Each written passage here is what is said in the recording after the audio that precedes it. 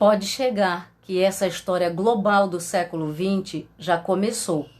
Eu sou a professora Glauciela Sobrinho com Democracia em Xeque, Totalitarismo Europeu, Fascismo Italiano, Nazismo Alemão e alastramento do nazifascismo no Ocidente. Você sabe realmente o que é totalitarismo? Pois bem, o totalitarismo é um regime político em que a presença controladora do Estado reside em todas as relações sociais. Nele, a sociedade não pode discordar do Estado nem fazer oposição. E, para atingir seus objetivos, o governo usa uma ideologia oficial, vigia os cidadãos, controla a educação e a comunicação. E, além disso, busca moldar a consciência da população com propagandas favoráveis ao regime. Esteja atento. O fascismo italiano. Sou dissidente do Partido Socialista Italiano e fundei em 1919 o Fátio, Grupo Italiano de Combate. Temos oposição à democracia liberal. Somos ultranacionalistas e promovemos o ódio ao comunismo. De grupo a milícia paramilitar, para combater socialistas e comunistas.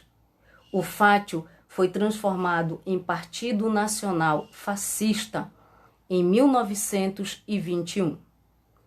No dia 28 de outubro de 1922, o Partido Fascista promoveu a Marcha sobre Roma para reivindicar participação no governo. Para isso, ameaçavam tomar o poder. Pressionado, o rei Vítor Emanuel III escolheu Benito Mussolini como primeiro-ministro. Em 1925, Mussolini deu um golpe de Estado e tomou o poder na Itália. O Partido Nacional Fascista, em 1922, tinha apenas 35 dos mais de 500 membros do parlamento italiano.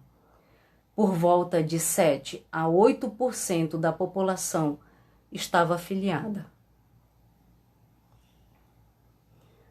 A ditadura fascista de Benito Mussolini promoveu o aniquilamento das oposições, com prisão, exílio e mortes. Executou a ilegalidade dos sindicatos em 1925 e promoveu a abolição dos direitos de greve.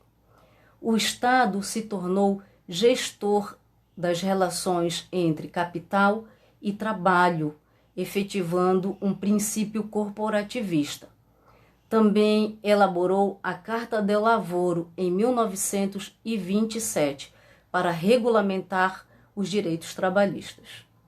O partido foi estatizado e o Estado foi fascistizado. O lema da juventude era crer no líder, obedecer ao líder e combater os opositores do líder. A política fiscal era protecionista.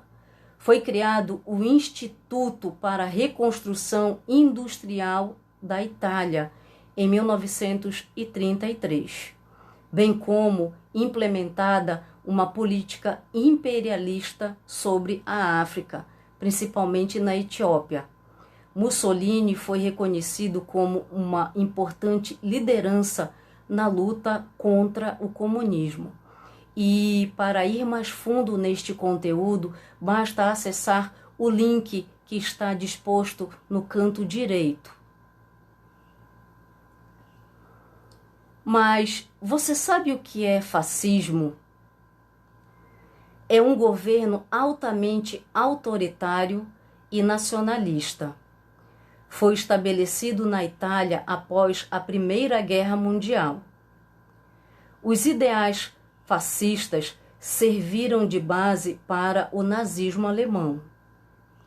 Historicamente, o regime ganha força quando o país passa por uma crise e a população se encontra desacreditada. É quando surge um líder com discurso populista e soluções fáceis. Tem como característica o ultranacionalismo, fazendo uso de slogans, lemas e símbolos. Bandeiras são vistas em vários lugares. Os fascistas desprezam os direitos humanos.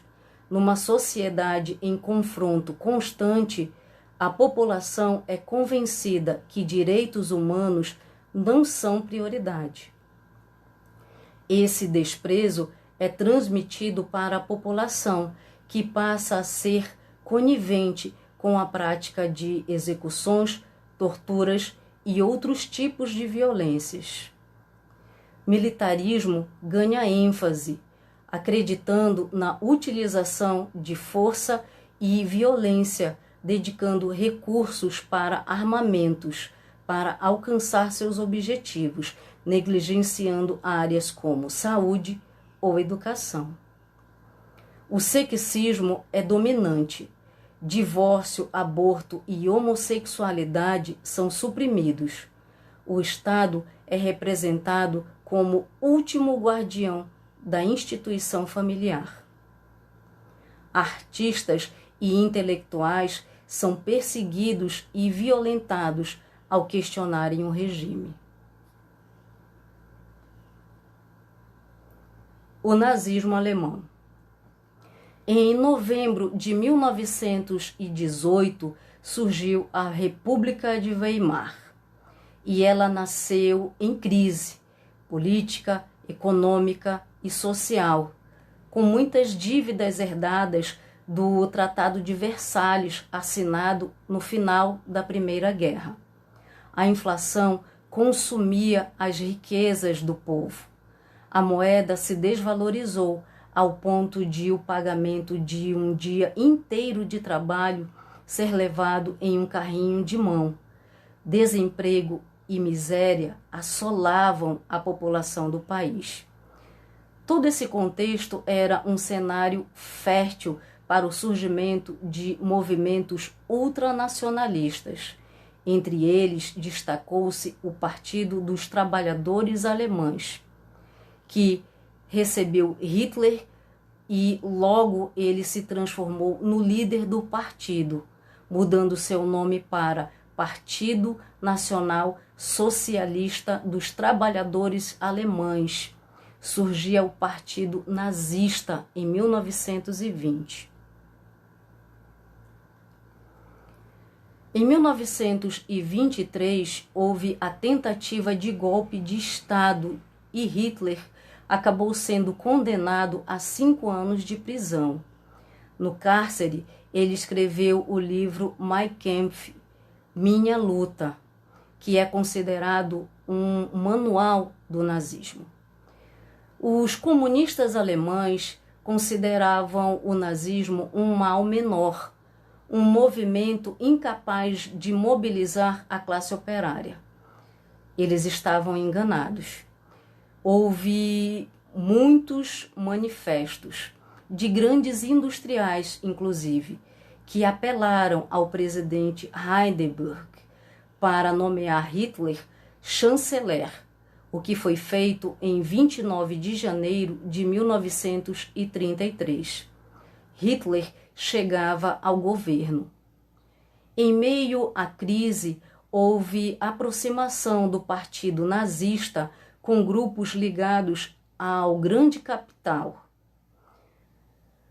Em razão da morte do presidente Hindenburg, Hitler proclamou-se Führer, líder do partido nazista, e Führer do Terceiro Reich.